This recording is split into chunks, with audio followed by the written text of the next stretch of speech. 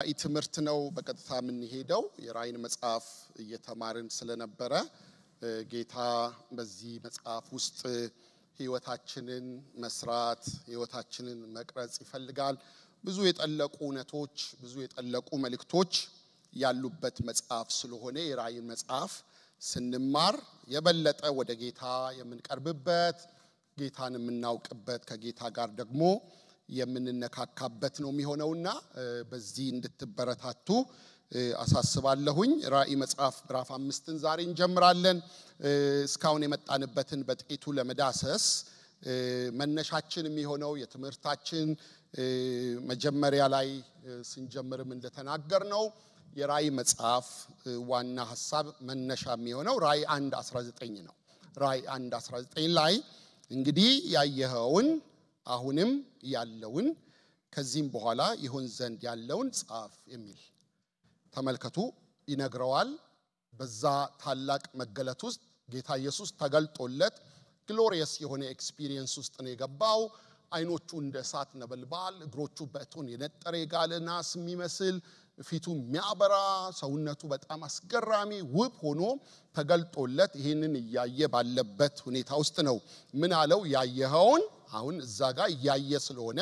ምዕራፍ 1 ላይ ያየኸውን እንደገናም ደግሞ አሁን ያለውን ምዕራፍ 2 እና 3 ላይ በሰፊው የሄድንበት የቤተ ክርስቲያንን ሁኔታ የሚዳስሰውን ከዚህ በኋላ ደግሞ ይሆን ዘንድ ያለውን የሚለውን ከምዕራፍ 4 ጀምሮ እስከ ምዕራፍ 22 ድረስ ያለው ሐሳብ እንደሆነ ተነጋግረናል ከምዕራፍ 4 ጀምሮ እስከ ምዕራፍ 22 ያለው ክስተት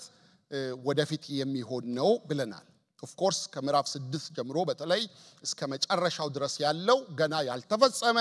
ወደፊት የሚፈጸም ወደፊት የሚሆን ወደፊት የሚከናወን ክስተት እንደሆነ ደጋግመን ተነጋግረናል ምንድነው ወደፊት የሚሆነው ካልን ባጭሩ እነዚህ ነገሮች ሁሌ በአእምሮአችሁ ብትይዟቸው ጥሩ ነው ምንድነው ከዚህ በኋላ የሚሆነው የቤተ ክርስቲያን ዘመን ውስጥ ነበርን ምዕራፍ 2 እና ምዕራፍ 3 የቤተ ክርስቲያን ዘመን የሚያሳይ ነው ይሄ ቤተ ክርስቲያን ዘመን ሲያልቅ የሚሆኑ ነገሮች አሉ የመጀመሪያው የሚሆነው ንጥቀት ነው ማለት ነው ከንጥቀት ጋር ተያይዞ በክርስቶስ ያንቀላፉ ይነሳሉ እኛ ቀድመው እነሱ ጌታን ይገናኛሉ ከዛ ያዋን ሆነን ያለን በጌታ ይሆንን እንነጠቃለን ከዛ በኋላ ከንጥቀት በኋላ የሚሆነው ደግሞ መከራ ነው ብለናል 7 ዓመት ቤተ ክርስቲያን የምታልፍ ማን ነው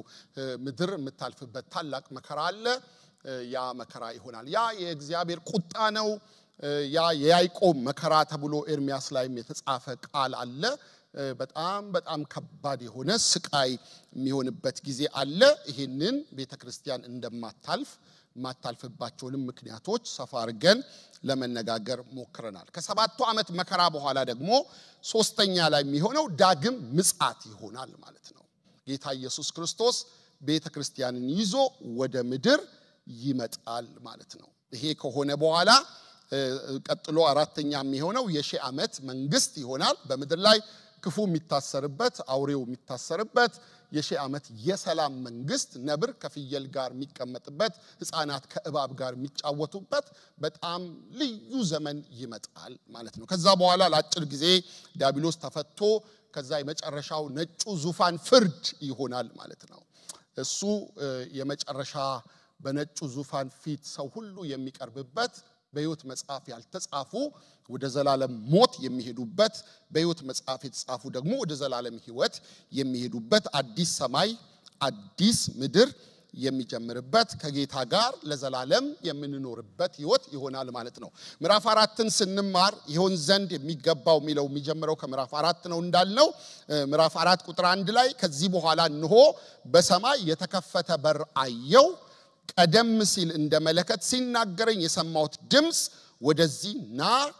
ከዚህም በኋላ ሊሆን የሚገባውን ነገር አሳይሃለሁ አለኝ የሚል ቃል አለ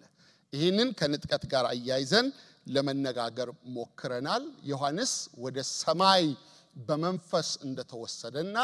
በሰማይ ሆኖ ያየው የመጀመሪያው ነገር የእግዚአብሔርን ዙፋን እንደሆነ ተነጋግረናል ሰማይ ላይ ጫጫታ አለ ሰማይ ላይ ድምጽ አለ ሰማይ ላይ አምልኮ አለ ሰማይ ላይ ዝማሬ አለ በዋናነት የምዕራፍ 4 ማዕከል ዙፋን ነው ብለን ተነጋግረናል በዙፋኑ ላይ አንድ ተቀማጭ አለ እግዚአብሔር አብ ሁሉን የሚገዛ ሁሉን የሚያስተዳድር በሁሉ ላይ የበላይ የሆነ አንድ ተቀማጭ በዙፋኑ ላይ አለ ብለናል በዙፋኑ ዙሪያ ደግሞ ቀስተ ደመናና 24ቱ ሽማግሌዎች ብሎ ይነግረናል እነዚህ 24ቱ ሽማግሌዎች ቤተክርስቲያንን እንደሚወክሉ ቅዱሳንን እንደሚወክሉ ለመነጋገር ሞክረናል ሶስተኛ በዙፋኑ ውስጥ መብረቅ ድምጽና ነጎድጓድ እንደነበረ ይሄንንም ተነጋግረናል አራተኛ ከዙፋኑ ፊት ሰባቱ መብራቶችና የብርጭቆ ባህር እንዳለ ይናገራል እነዚህ ሰባቱ መብራቶች ከመንፈስ ቅዱስ ጋር እንደሚገናኙ አንስቼላችኋለሁ የብርጭቆ ባህር የሚለውን እናንተ አንዳንዶቻችሁ ጎግል አርጋችሁ እንደነገራችሁ ያውቃለሁ እኔ ግን ምን እንደሆነ እስካሁን ያልገባኝ ሐሳብ የብርጭቆ ባህር ምን እንደሆነ አላቅም እናንተ በራሳችሁ መንገድ እንድታጠኑ ግን አሳይመንቱን ለእናንተ ሰጥቻችኋለሁ አምስተኛ በዙፋኑ መካከል አራቱ ሕያዋን ፍጥረታት ብሎ የሚያነሳቸው ፊታቸውን ሁሉ በዝርዝር የሚያስቀምጠው አለው ያንን ስንነጋገር እነዚህ አራቱ ፍጥረታት ክሩቤል ናቸው ወደሚለው ነው የመጣ ነው ብዙ መላምቶች አሉ ግን ክሩቤልን እንደሚያሳዩ ከሕዝቅኤልም መጽሐፍ ጠቅሰን ወደ ክሩቤል እንደሚሄድ ነው የተነጋገርነው ዛሬ ምዕራፍ 5ን እናያለን ማለት ነው መጽሐፍ ቅዱሳችን ውስጥ በጣም ሲግኒፊካንት የሆኑ ክፍሎች አሉ መጽሐፍ ቅዱስ ውስጥ በጣም ሁሉም የእግዚአብሔር ቃል ነው ለሁሉም የእግዚአብሔር ቃል እኩል አክብሮት አለን ግን አንዳንድ መጽሐፎች በጣም ወሳኝ ታሪኮች ያዙ ክፍሎች አሉ ለምሳሌ እንደ ዘፍጥረት 12 ያለው አብርሃምን ጠራው አይደለ በአንተ የምድር ነገዶች ይባረካሉ ብሎ አብርሃምን አወጣው ይላል እንደነዚህ አይነት እግዚአብሔር ታሪክ የጀመረባቸው ምህረት ያወጀባቸው አዲስ ምዕራፍ የከፈተባቸው የመጽሐፍ ቅዱስ ክፍሎች አሉ ከነሱ እንደ አንዱ የሚታየው ዮሐንስ ምዕራፍ 5 ነው ዮሐንስ ምዕራፍ 5 በጣም ወሳኝ መጽሐፍ ነው በጣም እጅግ በጣም ከዚህ በኋላ ከምዕራፍ 6 ጀምሮ ለምናየው ነገር መሰረት የሚሆነን ምዕራፍ 5 ነው ምዕራፍ 5ን ስንረዳ ነው ሌሎቹን ያወቅን የምንሄደው የዮሐንስ ራእይም ውስጥ ዋናው ምዕራፍ 5 ላይ ያለው ሐሳብ ነው ዋናው ሴንተሩ ዙፋን አይተናል በጣም የደመቀ አምልኮ አለ በጣም የጦፈ ዝማሬ አለ ለእግዚአብሔር የሚቀርብ ስለማንነቱ እየተመለከ ነው ስለ ስራው እየተመለከ ነው አምልኮ ነው ያለው 24 ሰዓት አለ ያልተቋረጠ መላእክት ያመልኩታል 24ቱ ሽማግሌዎች አክሊላቸውን እያኖሩ ያመልኩታል ድንቅ አምልኮ ሰማይ ላይ ነው እያየ ያለው ምዕራፍ 4 እና ምዕራፍ 5 ይሄንን ነገር ነው የምናየው አምልኮ ነው የምናየው በስፋት ስለዚህ ዛሬ ምዕራፍ 5ን እንጀምራለን ሰፊ ጊዜ ስለምንቀመጥ አብረን ቆመን ከድሮ ትርጉም ምዕራፍ 5ን አነብላችሁና ትምርታችንን ግን ከአዲሱ ትርጉም እያየን እንሄዳለን ምዕራፍ 5 ከአንድ ጀምሮ እስከ መጨረሻ በጌታ በኢየሱስ ክርስቶስ ስም አነባለሁ እንደዚህ ይላል በዙፋኑም ላይ በተቀመጠው በቀኝ እጁ ላይ በውስጥና በኋላ የተጻፈበት በሰባትም ማህተም የተዘጋ መጽሐፍን አየው ብርቱም መልአክ መጽሐፉን ይዘረጋ ዘንድ ማህተሞቹንም ይፈታ ዘንድ የሚገባው ማን ነው ብሎ በታላቅ ድምጽ ሲያውጅ አየው በሰማይም ቢሆን በምድርም ላይ ቢሆን ከምድርም በታች ቢሆን መጽሐፉን ሊዘረጋ ወይም ሊመለከተው ማንም አልተቻለውም መጽሐፉን ሊዘረጋ ወይም ሊመለከተው የሚገባው ማንም ስላልተገኘ እጅግ አለቀስኩ ከሽማግሌዎችም አንዱ አታልቅስ እነሆ ከይሁዳ ነገድ የሆነው አንበሳ እርሱም የዳዊት ስር መጽሐፉን ይዘረጋ ዘንድ ሰባቱንም ማህተም ይፈታ ዘንድ ድል ነስቷል አለኝ በዙፋኑና በአራቱ እንስሶች መካከልም በሽማግሌዎችም መካከል እንደታረደ በግ ቆሞ አየው ሰባት ቀንዶችና ሰባት አይኖች ነበሩት እነርሱም ወደ ምድር ሁሉ የተላኩ የእግዚአብሔር መናፍስት ናቸው መጥቶም በዙፋን ላይ ከተቀመጠው ከዚያ በቀኝ እጁ መጽሐፍን ወሰደው መጽሐፉንም በወሰደ ጊዜ አራቱ እንስሶችና 24ቱ ሽማግሌዎች በበጉ ፊት ወደቁ ያንዳንዳቸውም በገናና የቅዱሳን ጸሎት የሆነ ዕጣን የሞላበት የወርቅ ዕቃ ያዙ መጽሐፉን ትወስድ ዘንድ ማኅተቦቹንም ትፈታ ዘንድ ይገባሃል ታርደሃልና በደምህም ለእግዚአብሔር ከነገድ ሁሉ ከቋንቋም ሁሉ ከወገንም ሁሉ ከሕዝብም ሁሉ ሰዎችን ዋጅተ ለአምላካችን መንግስትና ካህናት ይሆኑ ዘንድ አደረካቸው በምድርም ላይ ይነግሳሉ እያሉ አዲስን ቅኔ ይዘምራሉ አየሁም በዙፋኑም በእንስሶቹም በሽማግሌዎቹም ዙሪያ የብዙ መላእክትን ድምጽ ሰማው ቁጥራቸውም አላፋት ጊዜ አላፋትና ሺህ ጊዜ ሺህ ነበረ በታላቅም ድምጽ የታረደው በግ ኃይልና ባለጠግነት ጥበብም ብርታትም ክብርም ምስጋናም በረከትም ሊቀበል ይገባዋል አሉ በሰማይና በምድርም ከምድርም በታች በባህርም ላይ ያለ ፍጥረት ሁሉ በእነርሱም ውስጥ ያለ ሁሉ በረከትና ክብር ምስጋናም ኃይልም ከዘላለም እስከ ዘላለም በዙፋኑ ላይ ለተቀመጠው ለበጉም ይሁን ሲሉ ሰማው አራቱም እንስሶች አሜን አሉ ሽማግሌዎቹም ወድቀው ሰገዱ ጌታ ሆይ ስለ ማዳን ስለ ድንቅ ሥራ በእውነት እጅግ በጣም አድርገን እናመሰግንሃለን ከአራቱ እንስሶች ከአራቱ ሽማግሌዎች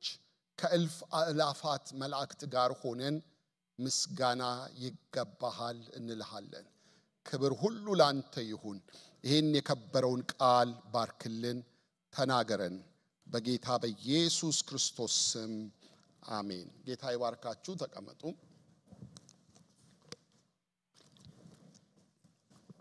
ምዕራፍ 4 ላይ ስንነጋገር የምዕራፍ 4 ትኩረት ዙፋን ነው በዙፋኑ ላይ የተቀመጠ አንድ ተቀማጭ አለ ብለን ያየነው ዙፋኑ ላይ የተቀመጠ የምዕራፍ 4 ትኩረት እግዚአብሔር አብ ነው ምዕራፍ 4 ላይ እግዚአብሔር አብ ነው የምታዩት ምዕራፍ 5 ላይ ስትመጡ ደግሞ የምዕራፍ 5 ትኩረት እግዚአብሔር ወልድ ሆኖ ታያላችሁ ጌታ ኢየሱስ ክርስቶስ ሆኖ ታያላችሁ ቁጥር 5 ምዕራፍ 5 ቁጥር 9 ላይ ትኩረቱ እሱ መሆኑን የምታዩበት ቃል አለ መጽሐፉን ትወስድ ዘንድ ማህተሞቹንም ትፈታ ዘንድ ይገባሃል ታርደሃልና ይላል የታረደው በግ ትኩረት አግኝቷል ምዕራፍ 5 ላይ በጣም ሚገርም ውበት ነው የምታዩት ሰማይ ላይ በጣም አስገራሚ ውበት አስደናቂ ውበት ምዕራፍ 4ም ምዕራፍ 5ም እግዚአብሔር አብን እግዚአብሔር ወልድን እግዚአብሔር መንፈስ ቅዱስን ምናይባቸው ክፍሎች ናቸው እነዚህ 7 መናፍስት ብሎ እየነገረን ያለው የመንፈስ ቅዱስ ድርሻ በዛ ሁኔታ ውስጥ እንዳለም ጭምር ሚነግረን ስለሆነ የምናመልከው አምላክ ታላቅነቱን ገናናነቱን የማዳን ኃይሉን ሁሉን የሚገዛ መሆኑን ምንማርበት ክፍል ነው ምዕራፍ 4 እና ምዕራፍ 5 ስለዚህ በየትኛውም እንቆቅልሽ ስናልፍ እግዚአብሔር በዙፋኑ ላይ አለ ብለን እንድናምን እንደገናም ደግሞ መከራዬን የተቀበለ አለ የታረደልኝ አለ በድካም ህይወቱ ስንገባ ስንወድቅ ተለያየ ተስፋ የሚያስቆርጥ ነገር በህይወታችን ሲመጣ ስለኔ የታረደ አለ ታርዶልኛል ደሙን ያፈሰሰ አለ እንድንል ማለት ነው ኃጢያታችን የተሰረየው በጉ ስለታረደ ነው የታረደ በግ አለ ደሙን ያፈሰሰ አለ በሱ ሞት ምክንያት ምህረት አግኝተናል ይቅር ተብለናል ስለዚህ መጽሐፍ ሲናገር የልጁም የኢየሱስ ክርስቶስ ደም ከኃጢያት ሁሉ ምን ያረጋል ያነጻል ይላል እሱ ሞቶ እኛን ቀድሶናል እሱ ደሙን አፍስሶ እኛን ከኃጢያታችን ይቅር ብሎናል ይሄ ነው የመጽሐፉ ሐሳብ ማለት ነው መከራ ሐዘን አንዳንዴ በህይወታችን ውጣውረድ ሲመጣ የሞተልኝ የታረደልኝ ደሙን ያፈሰሰልኝ አለ ብለን እንድናስብ ይረዳናል ማለት ነው ምዕራፍ 5ን ስናጠና ምዕራፍ 5 ላይ የተዘረዘሩ ወደ 5 የሚጠጉ ወሳኝ ሐሳቦች አሉ ዛሬ ፈጠን ይያልኩ ማነሳቸው ምዕራፍ 5 ላይ የምናያቸው ትኩረቶች 5 አሉ ትዕይንቶች 5 አሉ እየሆነ ያለ ነገር 5 ነገሮች አሉ ዮሐንስም እነዚህ ነገሮች ነው የጻፈልን አንደኛ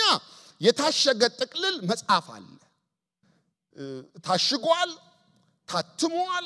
ጥቅል መጽሐፍ ነው እሱ አለ እሱን እናያለን የታሸገ ጥቅል መጽሐፍ አለ እሱ ከቁጥር 1 እስከ ቁጥር 5 ባለው ክፍል ውስጥ ምናየው ይሆናል ሁለተኛ ምናየው የታረደ የሚመስል በግ አለ ታርዷል ነገር ግን ደግሞ ቆሟል ብሎ የሚል የታረደ ደግሞም የቆመ በግ አለ ምንድነው እሱን እናያለን 6 እና 7 ላይ ይሄንን ጊዜ ወስደን ለማየት እንሞክራለን ሶስተኛ ምናነሳው ደግሞ የአራቱና የ24ቱን ስግደት እናያለን እዛ ምዕራፍ 4 ላይም እነዚህ አራቱ እንስሶችም 24ቱ ሽማግሌዎችም ሲሰግዱ እንዳለን ምዕራፍ 4 ላይ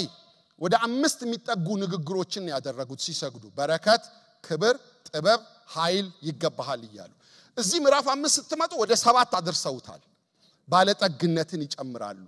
የእግዚአብሔርን ታላቅነት በ7 ነገሮች ሲያመሰግኑት ያላችሁ አምልኳቸው ምስጋናቸው ስግደታቸው ቀጥለዋል በጣም ደስ የሚለው ሰማይ ላይ የሚሰራው ትልቁ ስራ አምልኮ ብቻ ነው ከሰማይ ያምልኮ ቦታ ነው እግዚአብሔርን ይያዩ ማምለክ እግዚአብሔርን ይያዩ ማመስገን እግዚአብሔርን ይያዩ ዝም ብሎ መዘመር ቅድም ጡም በሆነ ዜማ እነዚህ አምልኮ መሪዎች እንዳገለገሉን ደስ ብሎን ጌታን እንደባረክን በዜማ እንዳመሰገንን ሰማይ ስንሄድ ይቀጥላል እኔ እንደ ራሔል አይነት ድምጽ የለኝም ሰማይ ግን እኩል እንሆናለን ሁላችንም እንዘምራለን ሰማይ ላይ የማይዘምር የለም ድምጻችን ይስተካከላል ዜማችን አንድ አይነት ይሆናል ቋንቋችን ተመሳሳይ ይሆናል ሰማይ የዝማሬ ያምልኮ ቦታ ነው እነዚህ ደግሞ ሲሰግዱ ቁጥር 8 እስከ 10 እናያለን ከዛ ሲቀጥል መላእክት ሲዘምሩ እናያለን የመላእክት ዝማሬ ምናልባት መጽሐፍ ቅዱስ ውስጥ ምናገኘው እዚህ ጋር ብቻ ይመስለኛል ሉቃስ ላይ ጌታ በተወለደ ጊዜ ክብር በሰማይ ለእግዚአብሔር ክብርም ለሰላምም ለሰው ልጆች ይሁን ብለው እንደዘመሩ ቢናገርም ዝማሬያቸውን በዚህ ደረጃ ግን እዚህ ራእይ ምዕራፍ 5 ላይ እናገኛለን የመጨረሻ ምናየው ደግሞ የፍጥረታት ሁሉ ምስጋና በጣም ደስ ይላል ይሄ መጽሐፍ በጣም አስደናቂ መጽሐፍ ነው የሰማይን ውብ የሚያደርገው ደግሞ በሰማይ ኤፌሶን ላይ የእግዚአብሔር ጥበብ እንደተገለጠ የሚነግረን ልዩ ልዩ ቀለማት አሉ ሰማይ ላይ ብሔረሰቦችን የምታገኙት ሰማይ ነው ነገዶችን ቋንቋዎችን ወገኖችን ህዝቦችን በሙሉ የምታገኙበት ቦታ የት ነው ካላችሁ ሰማይ ነው ሰማይ በክርስቶስ ያመኑ ከየትም ቦታ መጥተው የሚሰበሰቡበት ቦታ ነው ውብ ስፍራ ነው እሱ በጣም አስደናቂ አስገራሚ እንደሆነ ልታስቡ ይገባል የመጀመሪያው የታሸገ ጥቅል መጽሐፍ ቁጥር 1 ላይ በዙፋኑ ላይ የተቀመጠው በውስጥና በውጭ በኩል የተጻፈበት በ7 ማህተም የታሸገ ጥቅልል መጽሐፍ በቀኝ እጁ ይዞ አየሁ ይላል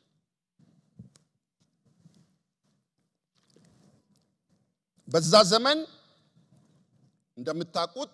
በብራና ነው የሚጻፈው በፍየል ቆዳ በቆዳ ነው የሚጻፈው በውስጠኛው በኩል ነው የሚጻፈው ከተጻፈ በኋላ ይተቀለላል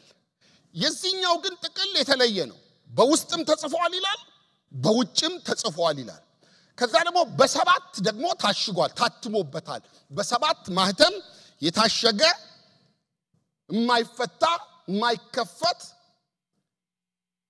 በጣም ወሳኝ ፋይል ወሳኝ ዶክመንት ነው ማለት ነው በቀኝ እጁ ይዟል ምዕራፍ 4 ላይ ያየነው ዙፋኑ ላይ የነበረ የተቀመጠ አለ መገለጡ እየጨመረ ነው የሄደው ምዕራፍ 4 ላይ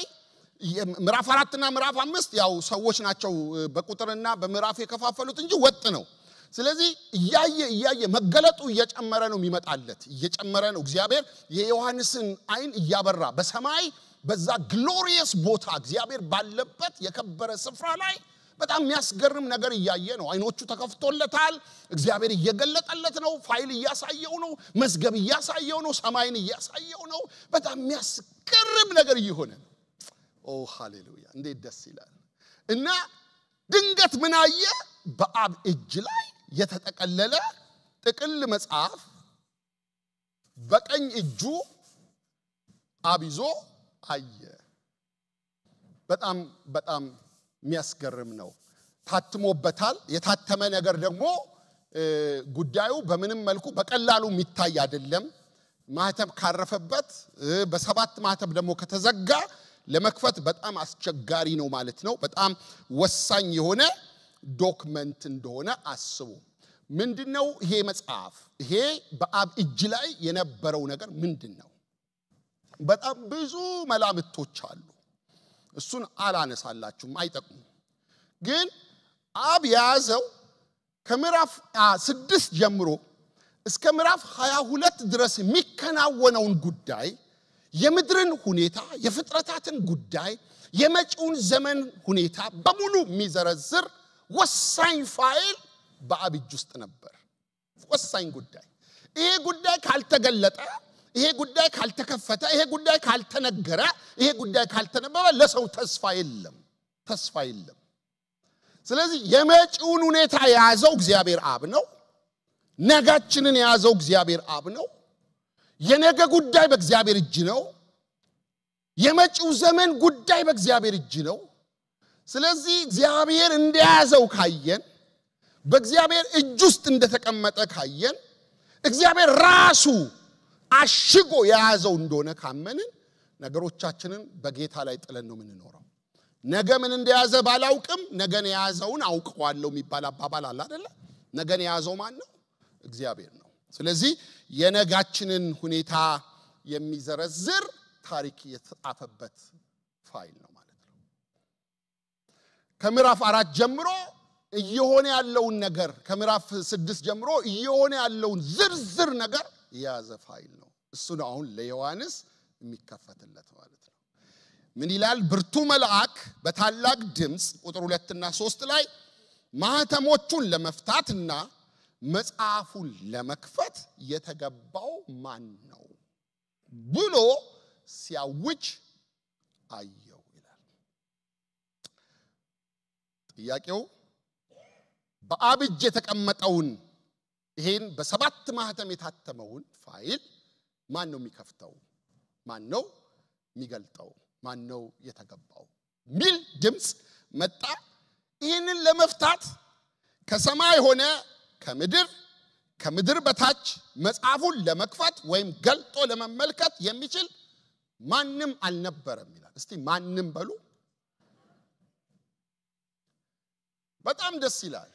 የናንተን ነገር የናንተን የወደፊት ጉዳይ የዓለምን የወደፊት ዕጣ ፈንታ እግዚአብሔር በትራምፕ እጅ አላስቀመጠም ወይም ደግሞ እግዚአብሔር በአብርሃም እጅ አላስቀመጠም በኤልያስ እጅ አላስቀመጠም በሙሴ እጅ አላስቀመጠም በሐዋርያው ጳውሎስ እጅም አላስቀመጠም በሰማይ መላእክትም እጅ አላስቀመጠም ወይም ደግሞ በርኩሳን መናፍስት ከምድር በታች ባለ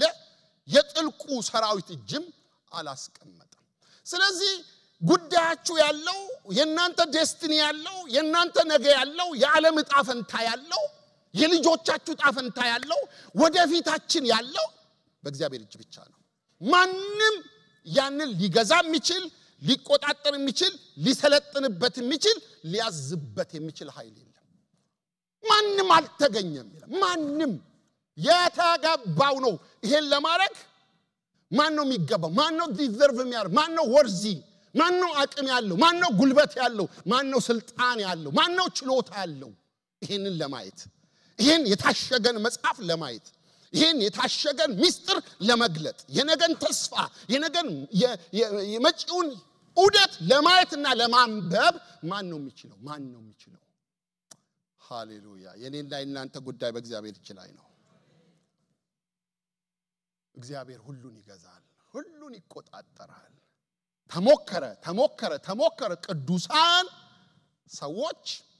ቅዱሳን መላእክት እርኩሳን መላእክት ሊመለከቱት የማይችሉት ስለዚህ ነገን ማወቅ የሚችል ማን ነው እግዚአብሔር ብቻ ነው ይሄንን በደንብ አረጋግጣችሁ እንድትሰሙ ይፈልጋሉ ነገን ሰይጣን አያውቅም ነገን ሰዎች አያውቁ ነገ የወደፊት የሚመጡ ዘመናት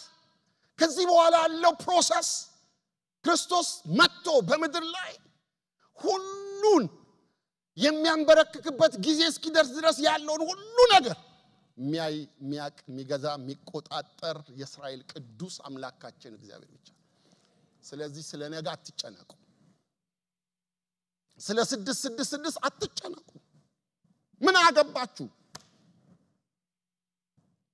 ስለ አውሬው አትጨነቁ ስለ ዘንዶ አትጨነቁ ምን ሊመጣ ነው ወየው አትበሉ እግዚአብሔር ይዞታል በቃ እናንተ ማምለክ እናንተ ከሱ ጋር መጣበቅ እኛ እሱን መውደድ እሱን ማክበር የተገባነ ይገባሃል እሰግድልሃለሁ አመልክሃለሁ ይያልን እንድንኖር እንጂ የሆነ ነገር ያያየን እየተፈላሰብን 6 ቁጥር ያለበት ነገር ሁሉ እየገሰጽን የሆነ ልብስ ስንመርጥ ይሄ ነገር 6 ቁጥር አለው ይያልን እየተጨነቀን አልተጠራን እንደሱ በፍጹም ብዙ ያስፈራሩን አስተማሪዎች አሉ ሆረር ያረጉብን አስተማሪዎች አሉ እንደሱ እንድንሆን አልተጠራንም በጭራሽ ይሄ መጽሐፉ ሐሳብ እኛን ማስጨነቅ እኛን ማስፈራራት እኛን ማስደንበር አይደለም እኛ ሰለብሬት እንድናረግ ጌታ ይዞታል ነገን ብለን እንድናመሰግን የተጠራን በዛ ህይወት ውስጥ ነው እና ይሄንን ለመክፈት የሚገባው ሲያጣ ዮሐንስ አለቀስኩ ይላል ቁጥር 4 ላይ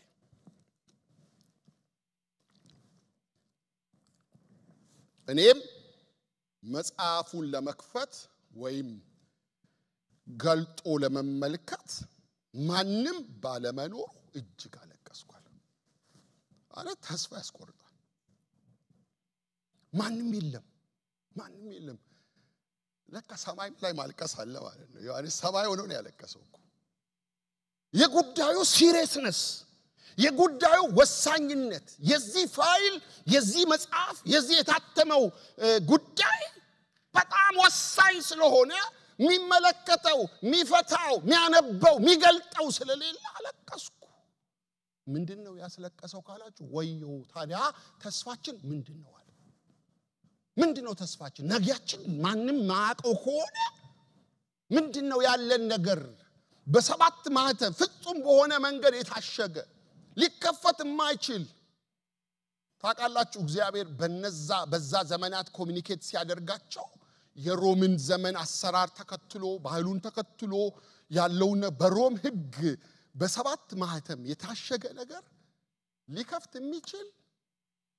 ስልጣን ያለው ብቻ ነው ሌላ ማንንም ጌታ ኢየሱስን ከቀበሩት በኋላ ይሄ ሊነሳ ይችላል ብለው አወሩና መተው በማህተም ዘጉት ይላል ሐዋርያቶች መተው መክፈት አይችሉም እነ ማርያም መተው መክፈት አይችሉም ማንንም ሊከፍተው አይችልም በማህተም ታትሞ ነው መቃብሩ ታሽጎ የተዘጋ ታሽጎበታል ከተባለ አይከፈትም በቃ እንደሱ ማለት ግን እሱ ፈንቅሎ ነው የወጣው ሃሌሉያ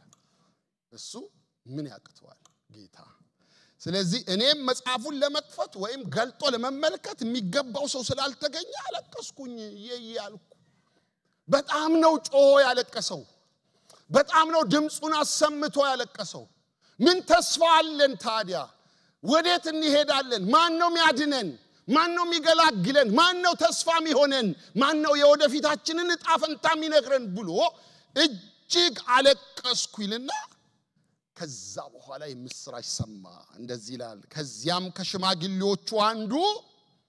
አታልቅስ እነሆ ከይሁዳ ነገድ የሆነው አንበሳ የዳዊት ስር ድል ነስቷል እርሱ መጽሐፉን ሊከፍት ሰባቱን ማህተሞች ሊፈታ ይችላል አለኝ ይላል ሃሌሉያ ለዚህ በግስቲ ልልታና ጭብጨባ አምጡለት በእውነት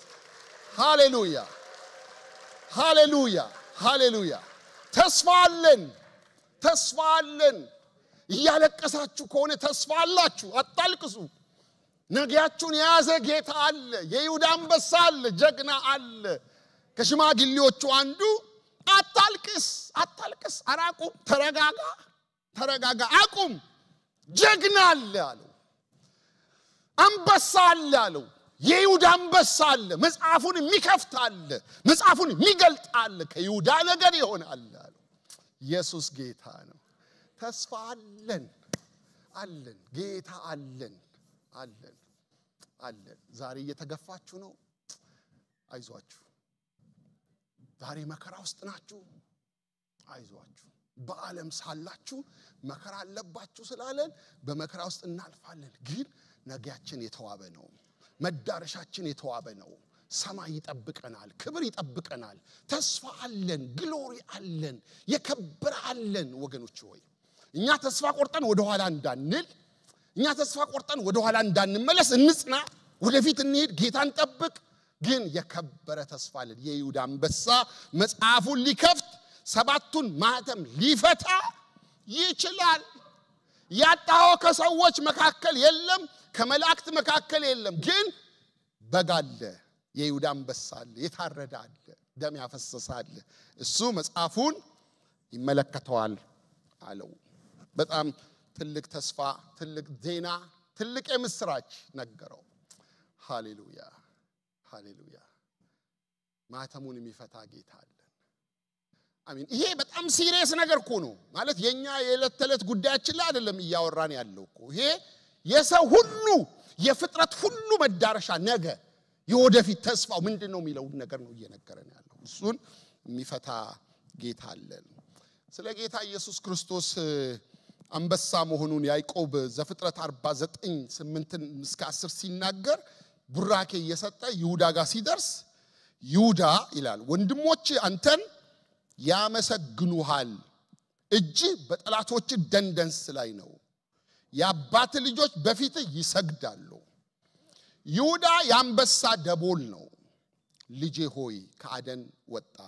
እንደ አንበሳ አሸመቀ እንደ ሴት አንበሳም አደባ ያስነሳው ዘንድ ማን ይችላል በትረ መንግስት ከይሁዳ አይጠፋም የገዢም ዘንግ ከእግሮቹ መካከል ገዢ ሆነው እስኪመጣ ድረስ ያዛም መታዘዝ ለእርሱ ይሆናል ይላል ስለ ይሁዳ ሲናገር ማለት ነው ያዕቆብ በረከት ይሁዳ አንበሳ ደቦል እንደሆነ ይነግረናል ሁለተኛ ምናየው እዚህ መጽሐፍ ውስጥ የታረደ የሚመስል በግ ብሎ ሚለን ቁጥር 6 እና 7 ላይ ከዚያም በዙፋኑና በአራቱ ያዋን ፍጡራን በሽማግሌዎቹ መካከል የታረደ የሚመስል በግ ቆሞ አየው በጉም 7 ቀንዶችና 7 አይኖች ነበሩት እነርሱም ወደ ምድር ሁሉ የተላኩት 7 የእግዚአብሔር መናፍስት ናቸው እርሱም መጥቶ በዙፋኑ ላይ ከተቀመጠው ቀኝ እጅ መጽሐፉን ወሰደ ይላል ሃሌሉያ አንበሳ ብሎ ነገረንና ወዲያው በግ ብሎ ደግሞ መጣ አንበሳነቱ መጥቶ በምድር ላይ ሲነግስ ሁሉን ሲገዛ ሲያስተዳድር የሚገለጠው ማንነቱ ነው በግነቱ ደግሞ መስዋዕት መሆኑን ደሙን ማፍሰሱን ለኛ ኃጢያት መሰዋቱን መሞቱን የሚያሳየን ነው ስለዚህ ይሄ በግ ሄደና መጽሐፉን ከእግዚአብሔር አብ እጅ ተቀበለው ይላል የሚችል ጌታ አለን ሁሉን ማድረግ የሚችል ጌታ አለን ታላቅ የሆነ አምላክ አለን ይሄንን በግ እዚህ ክፍል ላይ ስትመለከቱ በጉ ሕያው ነው እንደታረደ ነው ደግሞም ቆሟል ይላል የታረደ እንዴት ይቆማል የታረደ ታርዷል ደግሞም ቆሟል ይላል የታረደ ይተኛል አይደለ ይወድቃል ይዘረራል እሱ ግን ሞትን አሸንፏል ሞቶ አልቀረም ታርዷል ሕያው ነው ይኖራል ይላል ይሄንን ነው የሚነግረን እንደታረደ በግ ቆሞ አየው ፓራዶክስ ነው የሚመስለው እኮ የሚቃረን ነው የሚመስለው የታረደው በግ ግን ሕያው የሆነ በግ ሞትን አሸንፎ የተነሳ የተቀበረ ከመቃብር የወጣ ሕያው ሆኖ የሚኖር አምላክ አለ እሱ ሕያው ነው ይለናል የታረደው በግ ሁሉን ቻይ ነው ይለናል ቁጥር 6 ላይ 7 ቀንዶች ነበሩት ይላል ቀንድ የኃይል ምልክት ነው ቀንድ የብርታት ምልክት ነው ቀንድ የአቅም ምልክት ነው 7 ቀንዶች አሉት ይላል 7 ቀንዶች ነበሩት 7 ቀንዶች እሱ ሁሉን የሚችል አምላክ ነው ሁሉን የሚገዛ አምላክ ነው ሁሉን የሚቆጣጠር አምላክ ኤልሻዳይ ነው ስልጣን አለው ታላቅ ነው ይለናል ሶስተኛ የታረደው በግ ሁሉን አዋቂ ነው ይለናል 7 አይኖች ነበሩት ማለት ከሱ የተሰወረ ነገር የለም ሁሉን ያውቃል ኢየሱስ ጌታ ነው ሁሉን ማየት ይችላል ሁሉን ይመለከታል ልብና ኩላሊትን ያያል ምናልፍበትን ያያል እሱ ማያየው የማይመለከተው የለም ሁሉን ይችላል ሁሉን ያውቃል ይሄ የወልድ ባህሪ ነው እዚህ ቦታ ላይ እግዚአብሔር አብን በዙፋን ላይ ተቀምጦ እግዚአብሔር ወልድ የታረደ በግ መስሎ እግዚአብሔር መንፈስ ቅዱስ በዙፋኑ ፊት ሆኖ ሰባት መብራቶች ይበሩ ነበር ብሎ እነዚህ ሰባቱ የእግዚአብሔር መናፍስት ናቸው ኢሳይያስ 12 ላይ ሄደን ያነበብነው ማለት ነው ብሎ ያነሳልናል ስለዚህ ሰማይ የእግዚአብሔር አብ የእግዚአብሔር ወልድ የእግዚአብሔር መንፈስ ቅዱስ መኖሪያ ነው ማለት ነው ሃሌሉያ በሰማይ የምትኖር አባታችን ሆይ ስምህ ይቀደስ እንላለን ስንጸልይ ሰማይ የእግዚአብሔር መኖሪያ ነው ግን እግዚአብሔር በሁሉ ስፍራ ደግሞ አለ ሁሉን ይገዛል ሁሉን ይቆጣጠራል ሁሉን ያያል እግዚአብሔር የሌለበት ቦታ የለም ግን መኖሪያው እልፍ አላፋት መላእክት የሚያመልኩበት ስፍራ በሰማይ ነው ማለት ነው ስለ በጉ ሲናገር የበጉን ብቃት ቁጥር 7 ላይ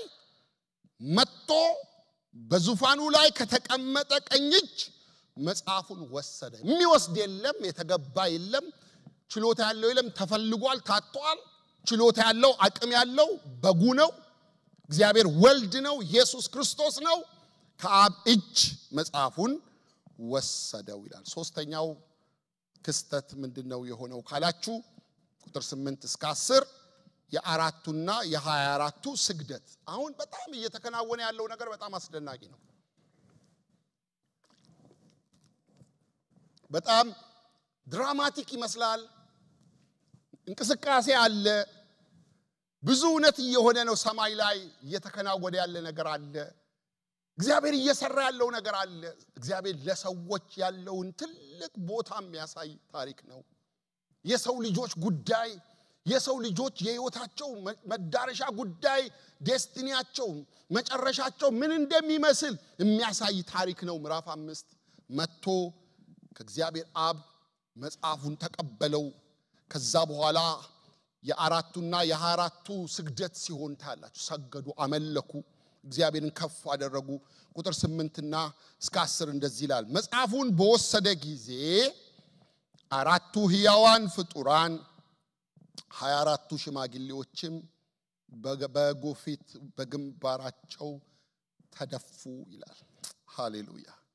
ያንዳንዳቸውም የቅዱሳን ጸሎት የሆኑትን በገናና ዕጣን የሞላበትን የወርቅ ሙዳይ ይዘው ነበር እንዲህም ይያሉ አዲስ መዝሙር ዘመሩ መጽሐፉን ልትወስድ ማህተሞቹንም ልትፈታ ይገባሃል ምክንያቱም ታርደሃልና በደምህም ከነገድ ሁሉ ከቋንቋ ሁሉ ከወገን ሁሉ ከሕዝብ ሁሉ ሰዎችን ለእግዚአብሔር ዋሽተሃል ለአምላካችንም መንግስትና ካህናት አድርገሃቸዋል እነርሱም በምድር ላይ ይነግሳሉ ይላል ከጌታ ጋር ለሺህ ዓመት በምድር ላይ እንነግሳለን የከበረ ተስፋ አለን ታላቅ ተስፋ አለን ነገር ግን ሰማይ ላይ ዮሐንስን ያስለቀሰውን ጉዳይ በጉ ከአብ እጅ መጽሐፉን ሲወስድ እነዚህ አራቱ እንስሳት 24ቱ ሽማግሌዎች ድፍት ብለው ለበጉ ምን አረጉ ሰገዱ አምልኮ ነው ሰማይ አምልኮ ነው ሰማይ የዝማሬ ቦታ ነው ሰማይ የስግደት ቦታ ነው ሰማይ ላይ እግዚአብሔር ይከብራል ሰማይ ላይ እግዚአብሔር ይከበራል ከፍ ይላል ዘመሩ መጽሐፉን ልትወስድ ይሄንን መጽሐፍ ልትወስድ ማተሞቹን ልትፈታ ይገባሃል አሉት ለምንድነው የተገባው ካልን ምናልባት ጥቂት ነገሮችን ላንሳላችሁ ሶስት ምክንያቶችን ያነሳል የታረደው በግ መጽሐፉን ወስዶ መፍታት የቻለበት ምክንያት አንደኛ ታርደሃልና ይላል ለኔና ለናንተ የሞተልን ጌታ ኢየሱስ ክርስቶስ ነው የሞት ኃይል በሱ ላይ ስልጣን ባይኖረውም ነፍሱን አሳልፎ እስከ መስጠት ድረስ ለኛ ዋጋ ይከፈለልን ጌታ ኢየሱስ ነው ስለዚህ ለሰዎች ያለውን የሰዎችን የወደፊት ዕጣፈንታ ማየት የሚችል መፍታት የሚችል መተርተር የሚችል እሱ ብቻ ነው መጽሐፉን የምትወስደው አንተ ስለታረድክ ነው ታርደሃል ሌሎቹ አልታረዱም ሌሎቹ ዋጋ አልከፈሉም ሌሎቹ መስዋዕት አልሆኑም የታረድከው አንተ ነህ ስለዚህ መጽሐፉን ለመውሰድ ይገባሃል ይሉታል ሁለተኛ ዋሽተሃል መዋጀት በጣም ትልቅ ዋጋ መክፈል ይጠይቃል በደምህም ለእግዚአብሔር ከነገድ ሁሉ ከቋንቋም ሁሉ ከወገንም ሁሉ ከሕዝብም ሁሉ ሰዎችን ሪዲም አድርገሃል ዋሽተሃል የራስ አድርገሃል እነዚህ የተለያዩ የነበሩትን ብሔረሰቦችን ነገዶችን ቋንቋዎችን በሩቅ ያሉትን ሁሉ ሞተ ደምህን አፍስሰ ታርደ ደግሞ ዋጀ ይላል መዋጀት ሰውን የፈጠረው እግዚአብሔር ነው የእግዚአብሔር ነበርን በአምሳሉ ፈጠረን የሱ አደረገን በፈቃዳችን ከሱ ራቅን መልሶ ግን የራሱ አረገን መዋጀት እሱ ነው አንድ ጊዜ አዲስ አበባ ጓደኛዬ ጋራ አንድ ቦታ ደርሰን ለመምጣት ስንሄድ መኪና ይዟልና ገብተን እስክንወጣ ድረስ መኪናዋን ስፖኪዮ እንደገና በር ከፍቶ ይሄ ጭንቅላት የምታርፍበትን ቦታ ምናምን ሰርቀው ሄዱ ምናልባት 10 ደቂቃ ሙሴ ቤት ነው ገርጂ ገብተን ስንወጣ ማለት ነው ካንድ ጓደኛዬ ጋር የለም በአንድ ጊዜ በ10 ደቂቃ ውስጥ እንዴት አይነት ፈጣን ሌቦች ናቸው በጣም እና ጓደኛዬ ምን አለ እጭስ ኦኬ ተረጋጋ እኔ እዋጀዋለሁ ነገ ሱባሌ ተራይጄ አለኝ ማለት አልገባኝም ነበር ያኔ ማለት በጧቱ ወደ ሱማሌ ተራ እንሂድ ብሎኝ ስንሄድ መጀመሪያ ስንደርስ እቃው አልገባም ማለት ነው እና እዚሁ አካባቢ ሻይ ቡና ያላችሁ ቆዩ ትንሽ ተመልሳችሁ ጠይቁን አሉ ተመልሰን ስንሄድ እቃው ገብቷል አሉ ማለት ከለሩን ራሱ ስለሚፈልገው የተወሰደበትን የራሱን ስፖኪዮ የራሱን እንትን መግዛት ስለፈለገ ሄደና ገንዘብ ከፍሎ በጣም ተደራድሮ ብዙ ዋጋ ብር ከፍሎ ገዛው ማለት ነው መዋጀት እሱ ነው የጌታ ነበርን በኃጢአት ምክንያት ከጌታ ራቅን ወጣን ጌታ ዋጀን ሲዋጀን ግን እንዲሁ አይደለም በነፃ አይደለም የኔናችሁ ብሎ ያለ ዋጋ አላመጣን እኛን ለመዋጀት ደሙን አፈሰሰልን ዋጋ ከፈለልን እሱ ነው መዋጀት ማለት የጌታ ነበርን ከዛ ደግሞ ወደ ዓለም ሄድን ጠላት ወሰደን በሰይጣን ዓለም ውስጥ ገባን ከዛ ውስጥ ደግሞ አወጣን ማለት ነው ሶስተኛው አደረካቸው ይላል ለአምላካችን መንግስትና ካህናት ይሆኑ ዘንድ አደረካቸው እነርሱም በምድር ላይ ይነግሳሉ ይላል ታርዷል ዋሽቷል አድርጎናል ምንድነው ያደረገን ካህናት የመንግስቱ ካህናት የሱ ህዝብ የሱ ወገን አደረገን ማለት ነው ይሄንን ማድረግ ችለሃል ይሄን ሁሉ ህዝብ ከተለያየ ወገን የመጣውን ህዝብ ዋሽታ የራስ አድርገሃል ስለዚህ አንተ ነህ የሚገባ መጽሐፉን ልትከፍት የታረድከው አንተ ነህ ይላል እዚህ ቦታ ላይ ያንዳንዳቸው የቅዱሳን ጸሎት የሆኑትን በገናና የዝማሬን አምልኮን ዕጣንን የሞላበት የወርቅ ሙዳይ ይዘው ነበር የሚል ቃል አለ እኛ ምን ጸልየው ጸሎት ዋጋ እንዳለው እንድታስቡ በገና ዝማሬ ነው አምልኮ ነው ዕጣን ልመና ምልጃ ነው የቅዱሳን ጸሎት ብሎ ተርጉሞልናል እዚህ ምን ጸልየው ጸሎት በሰማይ አለ እግዚአብሔር ዘንድ አለ እንደሱ እንድታስቡ አራተኛ የምታዩት ክስተት የመላእክቱ ዝማሬ ነው መላእክቶች ይዘምራሉ እዚህ መጽሐፍ ውስጥ ምዕራፍ 5 ላይ ቁጥር 11 እና 12 ከዚያም ተመለከትኩ የብዙ መላእክትን ድምጽ ሰማው ቁጥራቸውም ሺህ ጊዜ ሺህና እልፍ ጊዜ እልፍ ነበረ እነርሱም በዙፋኑና በሕያዋን ፍጡራን በሽማግሌዎቹም ዙሪያ ከበው ነበር በታላቅ ድምጽም እንዲህ ብለው ዘመሩ የታረደው በግ ኃይልና ባለጠግነት ጥበብና ብርታት ክብርና ሞገስ ምስጋናም ሊቀበል ይገባዋል ይላል ሃሌሉያ ሰባት ነገሮች ናቸው ያቀረቡት ከምዕራፍ 4 ምዕራፍ 5 ላይ ስትመጡ ከፍ ብሏል እየጨመረ ነው የሚሄደው አምልኳቸው እየጨመረ ነው ምስጋናቸው እየጨመረ ነው እዚህ ቦታ ላይ መላእክት ናቸው የሚዘምሩት የመላእክት ዝማሬ መላእክቶቹ ምን ያህል ናቸው ካላችሁኝ ኢን ቢሊየንስ ናቸው እልፍ ናቸው እልፍ ጊዜ እልፍ ሺህ ጊዜ ሺህ ማትስ ያጠኑ ሰዎች በቢሊየን የሚቆጠሩ መላእክት ናቸው ምዕራፍ 5 ላይ ታዩት ይላሉ አይገርም እግዚአብሔርን ለማክበር እግዚአብሔርን ለማምለክ ለእግዚአብሔር ለመዘመር ይገባሃል ለማለት ክብርን ለመስጠት በታላቅ ድምጽ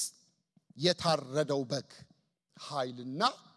ባለጠግነ ኃይል አንደኛ ባለጠግነት ሁለተኛ ጥበብ ሶስተኛ ብርታት አራተኛ ክብር አምስተኛ ሞገስ ስድስተኛ ምስጋና ሰባተኛ ሊቀበል ይገባዋል ወገኖቼ ሆይ እግዚአብሔርን ልናመልከው ይገባናል ማለት ስላደረገው ነገር ስለማንነቱ ስለተሰራው እኛ እግዚአብሔርን ምናመሰግነው ባለፈውም ጊዜ አንስቻለሁ ጥቃቅን በሆኑ ጉዳዮቻችን ላይ ሲሆኑልን ነው ምናመሰግነው አይደል ከመዳናችን የሚበልጥ ነገር የለም የበጉ ስራ እኛን ማዳን ነው በጉ አድኖናል አድነህናልና እናመሰግናለን ነው መልእክቱ እኮ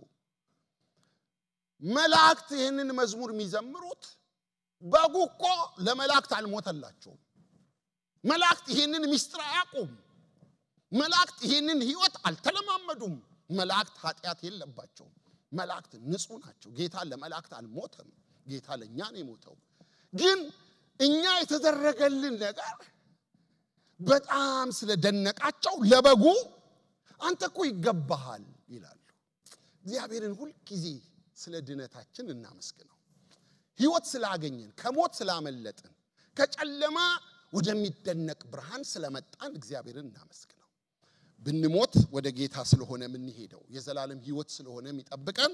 ጌታን ሁሉ ጊዜ እናመስግነው የመላእክቱ ዝማሬ ይዘት ካያችሁ ብዛታቸው በጣም ብዙ ናቸው ብያችኋለሁ አቋቋማቸው ተዘርዝሯል እዚህ ቦታ ላይ ድምጻቸው ታላቅ ድምጽ ነው ይላል ቃላቸው ደግሞ ለታረደው በግ እንደሆነ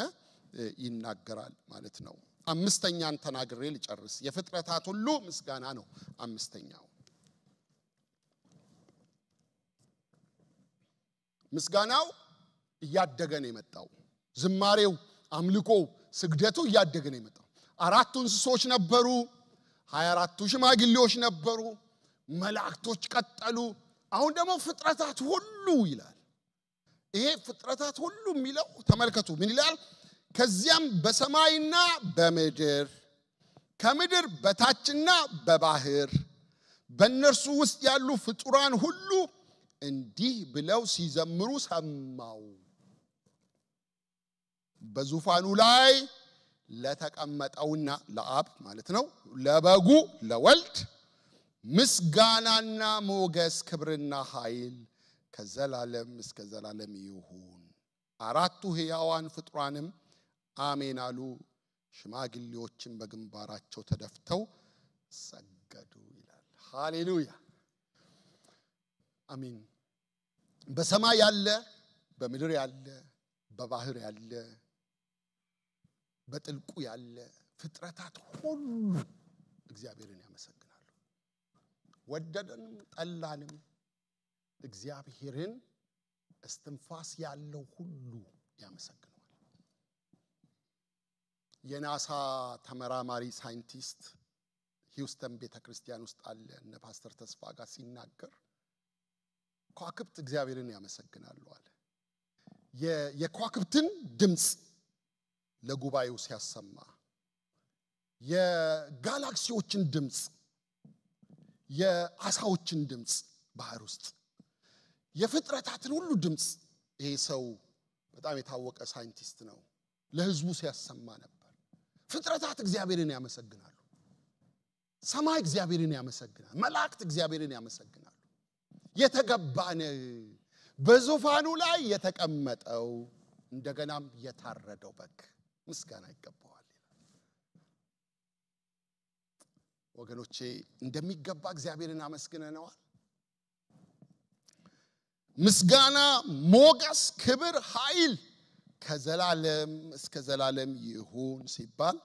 አራቱ ሕያዋን ፍጥሯን አሜን አሉ ይላል። አንዳንድ ሰዎች እግዚአብሔር ይመስገን እየተባለ እንኳን አሜን አይሉ።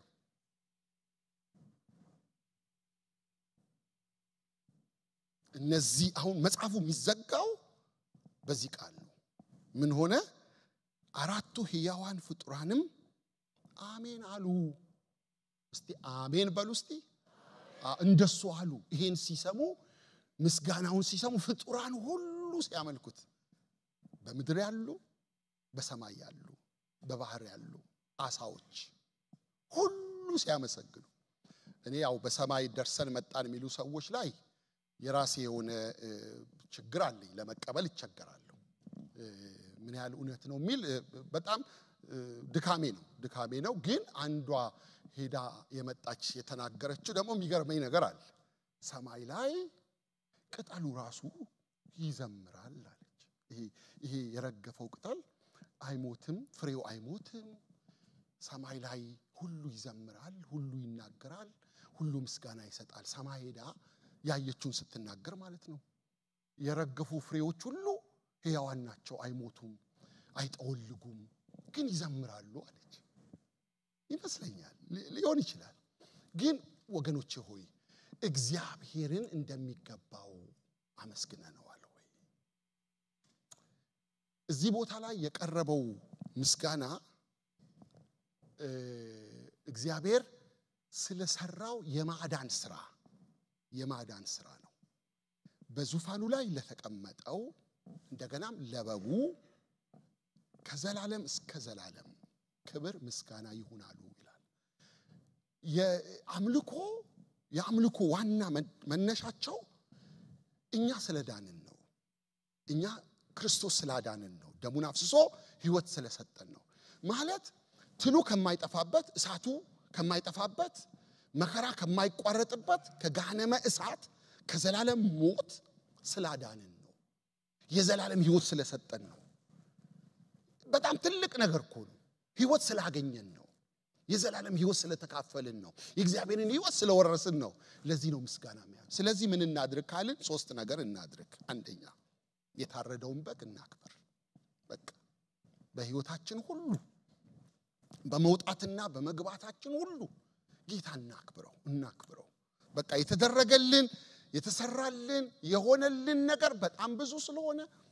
መዳኔ ሲገርመኝ አይኔ መከብ ሰሎሜ ስላየችኝ ላቁመው። አሚን። መዳናችን የሚገርም እኮ ነው። የሚገርም ነው መዳናችን። ስለዚህ የታረደውን በግ እናክብር። ጌታ ስላዳነን ሕይወት ስለሰጠን እናክብር። የታረደውን በግ እናክብር። ለታረደው በግ እንዘምር። ዜማ ሙዚቀኞች እየመጡ ለእናንተ እኮ ነው መልእክት ያስተላልፉት። አልገባችሁም? ለታረደው በግ ምን እናርግ? እንዘምር። ይገባዋል። የታረደው በግ በታላቅ ድምጽ የታረደው በግ ኃይልና ባለጠግነት ጥበብና ብርታት ክብርና ሞገስ ምስጋናም ሊቀበል ይገባዋል።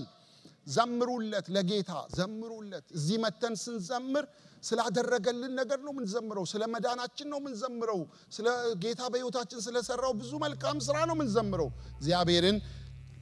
በዜማ እናክብረው። በመጨረሻም ስለታረደው በግ እንመስክር። ሌሎችም እንደኛ እንዲድኑ እኛ የተካፈልነውን ሕይወት እንዲካፈሉ ወደኛ ሕይወት እንዲመጡ ከዚያም በሰማይና በምድር ከምድርም በታች በባህር በእነርሱ ውስጥ ያሉ ፍጥሯን ሁሉ እንዲህ ብለው ሲዘምሩ ሰማው ይላል። ብዙ ፍጥሯን፣ ብዙ ያልዳኑ፣ ብዙ በጨለማ ያሉ፣ ብዙ ወደ ክርስቶስ መምጣት የሚገባቸው አሉ። እነሱ እንዲድኑ እንዘምር። ዛሬ በዓለም ላይ ከ6 ሰዎች መካከል አንዱ ህንዳዊ እንደሆነ ታውቃላችሁ። በዓለም ላይ ትልቁ የህዝብ ቁጥር ያላት አሁን ህንድ ነች። ያልዳነው ህዝብ ብዛቷ በጣም ጥቂት ህዝብ ነው ያለው። ይሄ ህዝብ ሁሉ ቢድን ይታያችሁ። አቤት ጌታ በሰማይ ያለው ደስታ። ብዙዎች ቢድኑ ቢጨመሩ ወደ እግዚአብሔር መንግስት ቢመጡ ከነገድ ከቋንቋ ከወገን ከህዝብ ሁሉ ቢሰበሰቡ እኛም ጋር ያለው ህዝብ ኢትዮጵያውያን፣ ኤርትራውያን፣ አፍሪካውያን ቢድኑ ዓለም ሁሉ ወደ እግዚአብሔር ቢመጣ ይሄ በጣም የከበረ ነው። ስለዚህ እግዚአብሔርን እናከብራለን፣ ለታረደው በግ እንዘምራለን። ኢየሱስ ክርስቶስ የታረደው በግ የይሁዳ አንበሳ ነው የይሁዳ አንበሳ ሚለውን ከምዕራፍ 5 በኋላ ብዙ ቦታ አታገኙትም ነገር ግን እሱ አንበሳ ነው የታረደው በግ ይያለ በጣም እኛን ከማዳን አንፃር ስለሆነ መጽሐፉ የሚያወራው ደጋግሞ ያነሳልናል መዳኔ ሲገርመኝ አይኔ መከፈቱ ብለን ጌታን አምልከን እንጨርሳለን ያዳነንን ጌታን እናመስግነው አይደል ድነናል ሕይወት ሆኖልናል አሜን ደግሞ መጽሐፍ ቅዱሳዊ ነው እነዚህ አራቱ እንስሶች አሜን አሉ ሽማግሌዎቹም ወድቀው ሰገዱ ይላል አሜን የምትችሉ ሰዎች አትፍሩ አሜን በሉ እግዚአብሔርን አክብሩ ምስጋና ሲኖር በምስጋና እግዚአብሔርን ከፍ አድርጉ ተነሱ ቆሙ ጌታ ይባርካችሁ ቀድማችሁ የቆማችሁ እግዚአብሔር ይባርካችሁ ለጌታ ለመዘመር ስላዳነን ሕይወት ስለሆነን ሃሌሉያ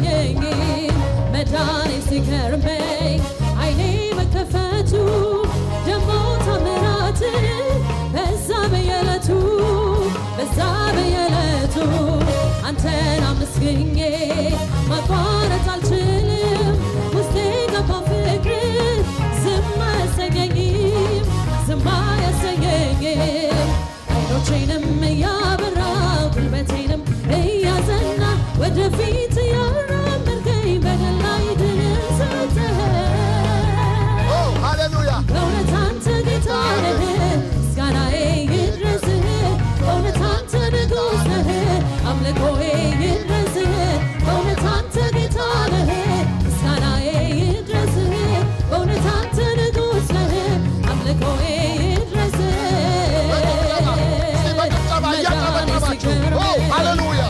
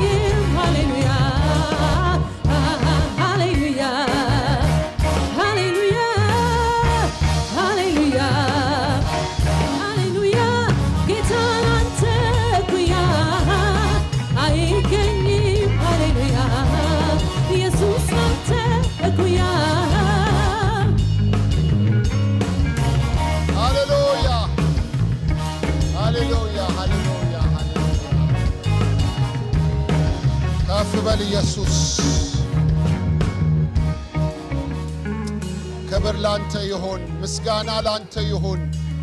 ይገባሃል ይገባሃል ይገባሃል ሃሌሉያ እስቲ ዝቅ ብለን እየሰገድን ጌታን እናክብረው ይገባሃል በሉት ሃሌሉያ ሃሌሉያ 24ቱም ሽማግሌዎች ወድቀው ሰገዱ ይላል ስግደት ይገባሃል አምልኮ ይገባሃል ባለጠግነት ክብር ምስጋና ይገባሃል ይገባሃል ይገባሃል ሃሌሉያ ሃሌሉያ ሃሌሉያ ሃሌሉያ ሃሌሉያ እግዚአብሔር አምላካችንና አባታችን ሆይ እናመሰግናለን ዛሬም እንደገና ከአላፋት መላእክቶች ጋራ ከአላፋት ቅዱሳን ጋራ ሆነን እግዚአብሔር ሆይ እናመሰግናለን በዚህ ያለን ልጆች በታረደው በግ አማካኝነት ከሞት ያመለጥን ሕይወት ያገኘን የተረፍን ማህተማችን የተፈታልን ጥያቄዎቻችን የተመለሰልን እንቆቅልሾቻችን የተፈታልን ነጊያችንን ያስከው አምላካችን እግዚአብሔር ክብር ስግደት አምልኮ ላንተ ይገባሃል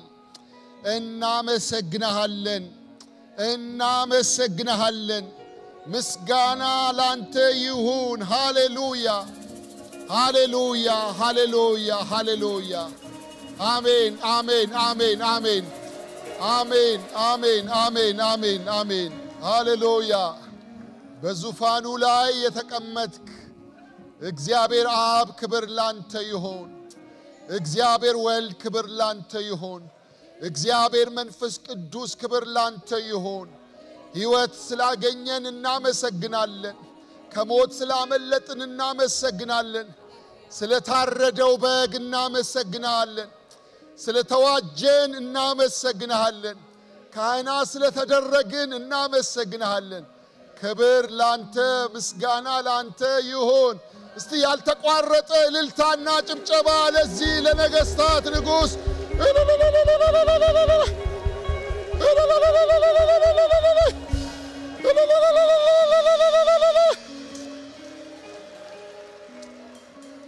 ተመስገን ተመስገን ተመስገን ተመስገን ሃሌሉያ እስቲ እንደቆምን በዜማ በሐዋርያት ጸሎት በሰማይ የሚኖረውን አባታችንን በማስተዋል ሆነን አምልኮ መሪዎች እየመሩን ሙዚቀኞች እየተጫወቱ ይህንን መዝሙር ዘምረን እንጨርሳለን ይገባሃል ይገባሃል ይገባሃል ወገኖቼ ከዚህ በኋላ ዝም ብላችሁ አመስግኑት ስለመዳናችሁ አመስግኑት በቃ ምስጋና ቀጥሉ በቤታችሁ ቀጥሉ በጓዳችሁ ቀጥሉ ሰማይ ላይ ምስጋና ብቻ ነው ያለው ሰማይ ላይ እልልታ ብቻ ነው ያለው ሰማይ ላይ ዝማሬ ብቻ ነው ያለው በቃ ዝም ብላችሁ አክብሩት ዝም ብላችሁ አመስግኑት ሃሌሉያ ሃሌሉያ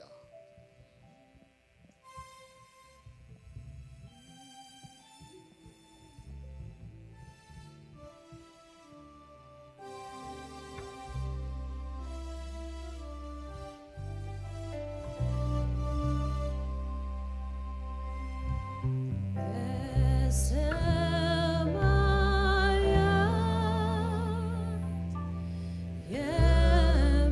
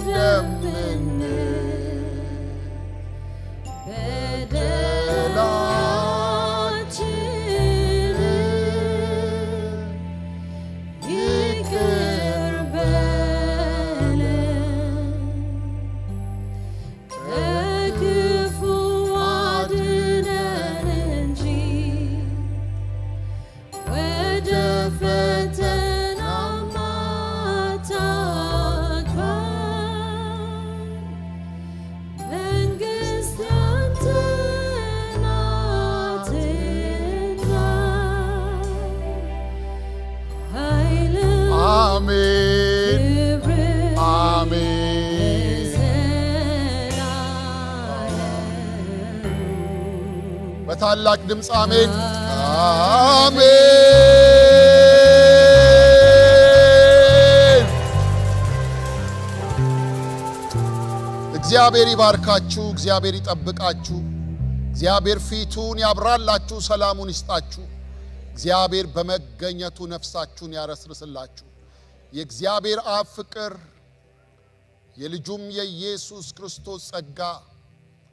የመንፈስ ቅዱስ ኅብረት ከሁላችንም ጋር ይሁን አሜን። ጌታ ይባርካችሁ። መልካም ሳምንት። በሰላም ይሁን።